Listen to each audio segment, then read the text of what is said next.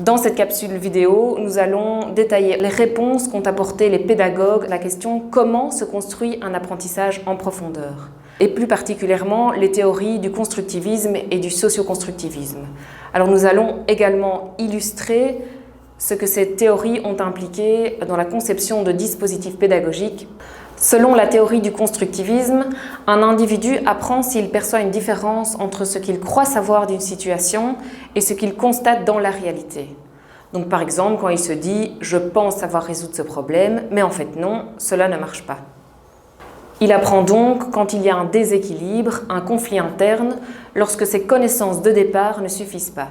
L'individu est déstabilisé et va alors tenter de rétablir l'équilibre. Il transforme ses connaissances initiales afin de pouvoir rendre compte de l'information perturbante. Et c'est lorsque l'individu transforme ses connaissances de départ qu'il y a apprentissage.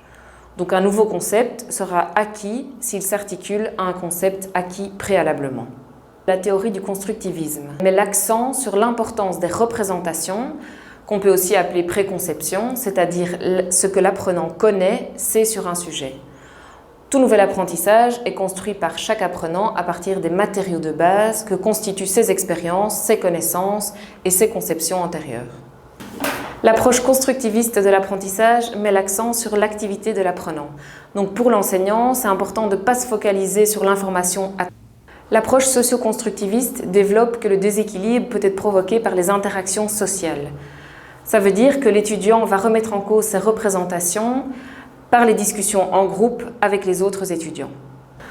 En effet, dans un groupe, on trouve différentes approches. Chacun possède des compétences sur un sujet, on discute, on prend en compte les avis et points de vue des autres, on cherche à comprendre l'autre, on cherche à expliquer, on cherche à dépasser les contradictions pour parvenir à une réponse commune. On est donc très souvent en déséquilibre.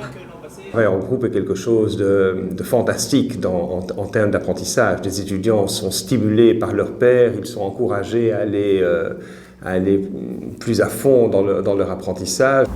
Pour le côté d'émulation positive du groupe, parce que quand on doit chercher des informations dans plusieurs sources, c'est gai d'être en groupe, certains trouvent les mêmes, d'autres trouvent des informations différentes, ils doivent du coup en débattre, ils doivent mettre tout ça en commun.